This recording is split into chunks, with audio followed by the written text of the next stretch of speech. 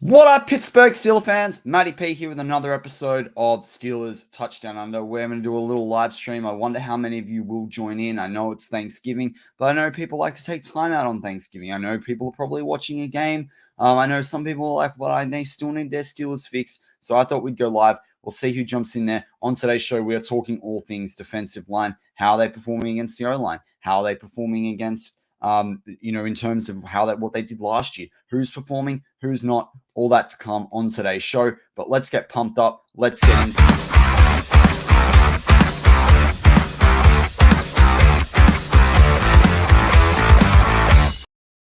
All right, let's get straight into it. So I thought this week you've heard a lot about, and welcome J Devil to live chat. Thanks, mate, for joining. And also anyone joining this show, make sure you put your questions in the live chat. I want to talk about these in context of the defensive line. But I heard a little bit about how much DeMarvin Leal's underperformed. A lot of people keep talking about this. It's not surprising. We haven't seen as many great plays from him this year, as many great stats from him this year. Cam Heyward's been out of the defensive line, come back the last couple of weeks, done a mammoth amount of work, and that's really great. But he can't be the one-man show at 34. Larry O is someone that I've been really excited about coming back this year after last year. Could he get healthy? Obviously last year, he had to work his way into the lineup there. He came off a 7-sack season in Cincy before he came to the Steelers. Then when he came into the Steelers last year, I think he had 2.5 sacks. And so I was really excited for what a full year, a full off season in the Steelers defense could mean for Larry Ogunjobi. Again, we'll talk about whether that's lived up to the hype. Then you've got Montravius Adams, who is more of the general D lineman, not a nose tackle. There's a lot of fans of this show that you tell me in the comments. There's a lot of stuff I see on Steelers, media out there of the Steelers community around the fact that we don't really use the nose tackle. Why did they release Fehoko? Why did they not keep Fehoko on? But Montravius Adams is more of the general D lineman guy rather than an interior guy. He's more able to rush that quarterback. He's able to get into the defensive backfield as well. He is someone that's interesting for me because he could have saved the Steelers about $2 million in cap this year. I actually had him as a cap casualty. I didn't think they'd keep him. Now, they did keep him. Now, whether that was by choice or that was, whether they necessarily were forced into that decision is a whole nother question. But then they also spent a second-round draft pick on Keanu Benton, a really cool guy coming out of Wisconsin, a guy that's a wrestler, a guy that's big body, a guy that's agile, a guy that can play more on that interior toward nose tackle. He's not a true nose tackle, but he can play that interior defensive lineman. And he can play a little bit more toward the outside, not quite as versatile as DeMarvin Leal's athletic trait should be, but he certainly can rush a quarterback. He's got the moves, he's got the speed, he's got the agility, and that's awesome for the Steelers to find that in the second round, to have that on a guy that can learn from a year or two, the last couple of years of Cam Heyward, and bring that into the mix. So with all that context in mind, I wanted to I started doing a bit of a deep dive, and I thought some of you'd find this interesting, as well as that the Steelers' offenses dominated the conversation for so long. Everyone's talking about Matt Canada. Everyone will talk about Eddie Faulkner. I could have easily jumped on and talked about Eddie Faulkner's press conferences. Yes, I did love Eddie Faulkner's press conference. Yeah, I did really enjoy what he had to say. The energy, a lot of people, there was comments in the Steelers, Pittsburgh Steelers video on that, which talked about the fact that, he talks about Canada all the time being his mate, but I actually love the energy and passion that he brought to it. But I want to give you something completely different. I want to talk about defense. We'll keep it pretty light. We'll keep it pretty short. But let's get straight into it. So a couple of key statistics before we get into the players. The Steelers have allowed the 10th most amount of rush yards this season. 10th with almost 1,300 yards, 1,277 yards.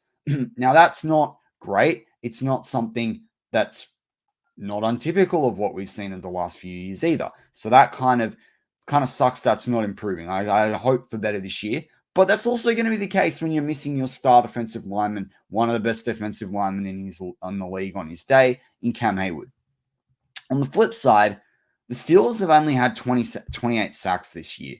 The defensive line between Larry Ogunjobi, Cameron Heyward, DeMarvin Leal, Keanu Benton has accounted for only 4 sacks.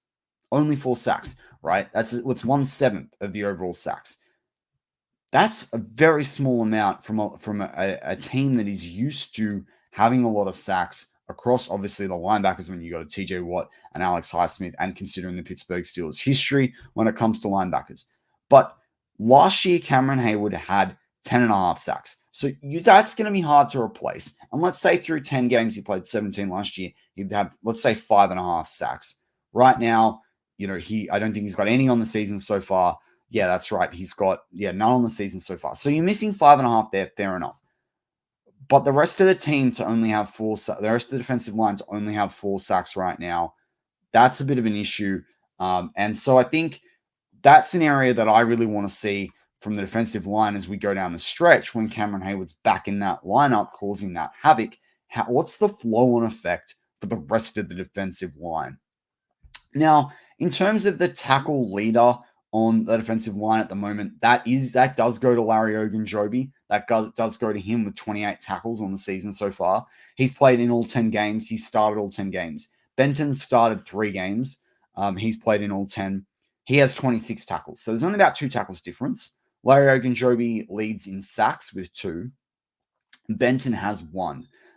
Now, I should also say Montravius Adams, as we look forward to this week, is still looking a bit more whether he's going to play or not. He has been out of the practice both Wednesday and Thursday. And Marky D says in the live chat, or Still Nation Australia says they should blitz more the CV. Yeah, 100%. But this D line, getting back into those stats, DeMarvin Leal has performed more poorly. He has 15 tackles on the season so far, and he has started 4 games. If you look at Cameron Heyward, he's started 4 games. He has 14 tackles. And he's been injured in one of those games. So that tells you how well DeMarvin Leal's done. Now, in fairness, DeMarvin Leal, they do use him in a different way than they use certainly Benton, Ogunjobi, Heyward, and to a degree Adams. But the thing about Leal is that he should have been the one to step up to the plate. He should have been battling Benton for that starting role when Cameron Heyward was out. It's been a disappointment there. And I do agree with that assessment. Now, in terms of tackles for a loss, Cameron Heyward, despite playing in the least amount of games, has, because Leal's actually played in 9, even though he started the 4. Cameron Heyward leads in tackles for loss with 3. Ogunjobi has 2. Montravius Adams has 2. DeMarvin Leal has 2. And Benton has 1. Quarterback hits, though, Benton leads the way with 6. Ogunjobi has 5. DeMarvin Leal has 2. Cameron Heyward has 1. Pass defenses, Leal and Benton both have 1 each. Interesting that Ogunjobi, Montravius Adams, or Heyward don't have any. And in terms of forced fumbles, I think it is, 1 on the season so far for Ogunjobi, Benton, Adams. Again, Leal and Heyward not coming into the mix. You got to give Cameron Heyward the, sort of the leeway in the fact that he was injured. But if I look at this overall, the person that I find, and then if you look at the snaps before we go there, Cameron Heyward's played 20% of the defensive snaps in games that he's been available for. Montravius Adams has played 45.2%. Keanu Benton's played 44%, so almost half, which is like Benton, Adams. And then you've got Leal playing about a quarter of the snaps in the games he's been available for so far, and Ogunjobi's played 67%. Now they're about probably pretty typical snap stats, given the fact that the Steelers don't play a lot of base anymore. They play a lot of scheme. Therefore, there's going to be different guys you bring in to maximize their different skill sets. That's fair enough. But the problem, I'm not going to say there's a problem child on the defensive line or anything like it. I think where one of the issues lies, putting aside Cameron Heyward's injuries so far on the defensive line, does come down to really Ogunjobi. We need a better year out of Ogunjobi this year than what we've had. Now, I am one that's been criticizing Terrell Austin for a very long time, now coming on 2 seasons. It's funny to hear this year when Canada's had an average game, even though he's out of there, or when Canada's been fired, people have been jumping on the train this year of Terrell Austin. I've been saying it for a long time. The secondary we've led the league in interceptions last year. Yes, we've had a lot of turnovers this year. We're having them at the end of games, a lot of them at the end of games, and that's fine. That closes out a game. But the rest of the defense isn't really shaken up that great. Now, I know we've had other injuries as well on the defense. The linebacking call makes a big problem there. And Carl Dunbar is there, as he always has been, on the defensive line, so you can't blame it all on Austin. But this defensive line definitely is an area of improvement in this coming off season. Regardless of what happens from here, they've got to either get younger, given the age of Adams, Ogunjobi, Heyward, and 28, 29, 34, or they've got to get better in that they've got to have more depth and not just they've got depth. They've obviously got guys that can step in there, but they need more productive depth. That's what's going to be really key. So that's one of the areas that I think from now through the final 7 games of the season going into potentially the playoffs, if the Steelers can do it, I think they can. I think they can get there. This has got to be an evaluation period for these guys because this kind of isn't good enough. And it's obviously, hopefully, an evaluation period for Terrell Austin. But when you look at 10th most rush yards allowed, you're not like we've got 28 sacks on the season so far. It's about middle of the pack in the NFL. And I should say, in terms of rushing touchdowns, they're in the bottom. They've only allowed 6. Sorry, that's tying them 20th in the league. The lowest in the league's 3 with the Philadelphia Eagles. I mean, their D line's just incredible. So all these things aside, but if I look at Larry O, the reason why I say he particularly it's been disappointing for me is he's had 28 tackles on the season. Last year he had 48. So his last year he averaged just under he averaged 3 tackles a game. This year he's averaging 2.8. But he's had a much bigger role this year, I feel, in terms of the way that he's been schemed into things. He's played almost 10% more snaps than what he did last year. He, as well as that, only has, as I said, the 2 sacks. He only had 1.5 last year, but last year he was playing through, coming back from an injury. The year before it had 7. He's had other seasons where he's had 5.5, 6 sacks. And he's still got time to do that. There are still 7 games left, and definitely having Cameron Heyward back into the mix is important. But the reason why I'm saying is it's a concern as well is that Cameron Heyward is getting older. If Cameron Heyward is going to play not just next year, hopefully, but he is a massive expensive cap hit. And Shannon White talked about this on his show this week on Steel Curtain Network with Dan from the State of the Steelers. But he was saying that, Cameron Heyward's on a big contract next year. Will you bring Cameron Heyward back? Does it make sense to bring Cameron Heyward back? And so that's a big question that Steelers have got to face in this offseason. But if you are going to bring him back, regardless of the contract and the money and the cap hit and all those things, he can't play 80 and 90% of the snaps anymore. That's not going to happen.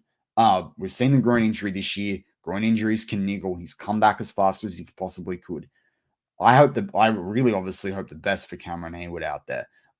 But, you're probably not going to get another 10.5 sack season from Cameron Heyward. Let's be straight about that. And if we are, they're spelling him and they're putting him in at the right moments. He's had 1 12 sack season in his career. He's had 1 10 sack season, 1 10.5 sack season. The 10 and 10.5 are 21 and 2022. So he's had 20.5 sacks in the 2 years leading into this season. But you're not going to get that next year. And that's what I find a little bit worrying about this Steelers defensive line right now. What I am excited by is the fact they did bring in Benton, who next year will have had a full year under his belt. He would have had a full time to learn from Heyward, to learn this defense. And my, Steelers says about firing Heyward. I mean, no, obviously we don't want to fire Heyward, but we need to keep Heyward. I want to keep Heyward firing. That's my thing. But yeah, I think this is an area the Steelers are really going to have to address. And it's actually one of the things I really wanted to get across in today's show was that this is really symptomatic of where the Steelers are at. The Steelers are in a rebuild. Now, a lot of us went through the preseason with a lot of hype, a lot of fire. That's still there. The Steelers team, when they're rebuilding, should still be able to make the playoffs. That is what it is.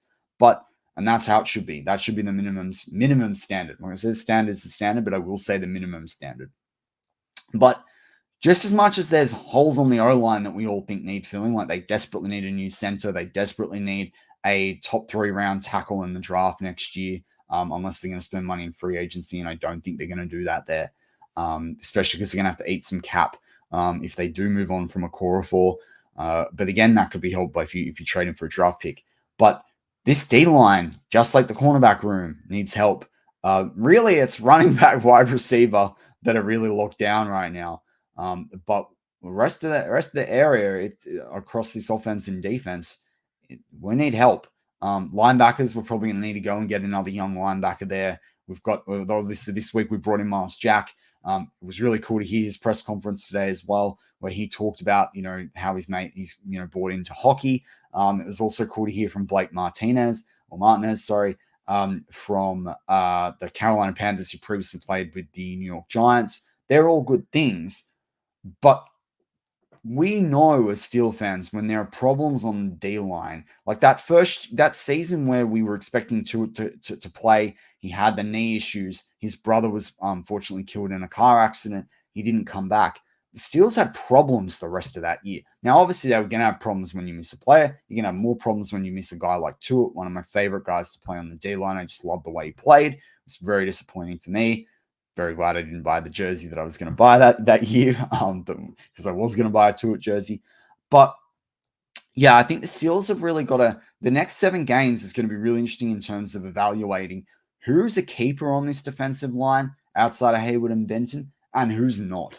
Now Liao is probably someone that is going to continue to make a practice squad. The versatility, the athleticism, what he can do. He was a bit of an insurance policy if Nick Herbig had an injury or Nick Herbig was struggling to learn those plays. If Marcus Golden, they moved on from him for whatever reason during the season, Liao provides a little bit of insurance, if you like, at the outside linebacker position because of the pass rush.